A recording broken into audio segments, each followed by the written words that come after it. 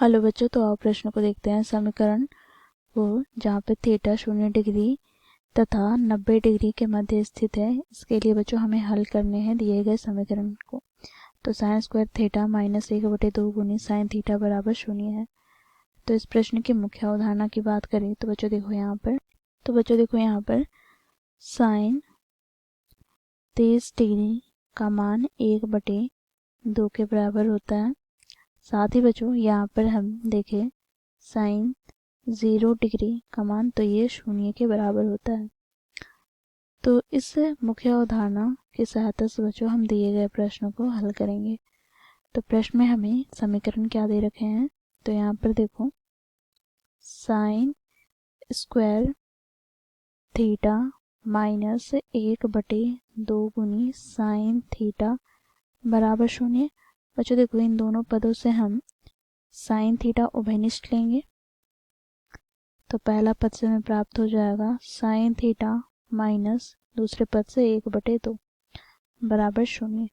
बच्चों देखो यहाँ पर हम या तो साइन थीटा को 0 के बराबर रखें, या फिर बच्चों देखो यहाँ से साइन थीटा -1/2 को 0 के बराबर रखेंगे।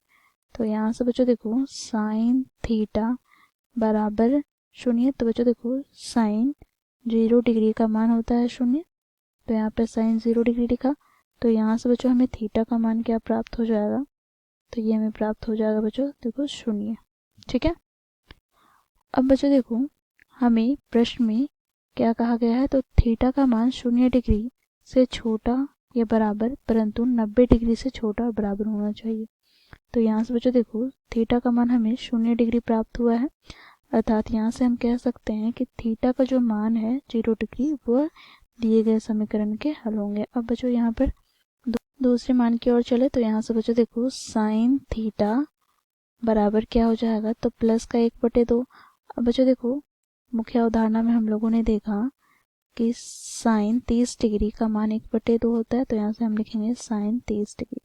तो यहाँ से बच्चों हमें थीटा का मान क्या प्राप्त हो जाएगा, तो 30 डिग्री जो कि 0 डिग्री और 90 डिग्री के मध्य स्थित है। तो यहाँ से हम कह सकते हैं कि ये जो थीटा का मान हमें 0 डिग्री तथा 30 डिग्री जो प्राप्त हुए वह दिए गए समीकरण के हल हैं।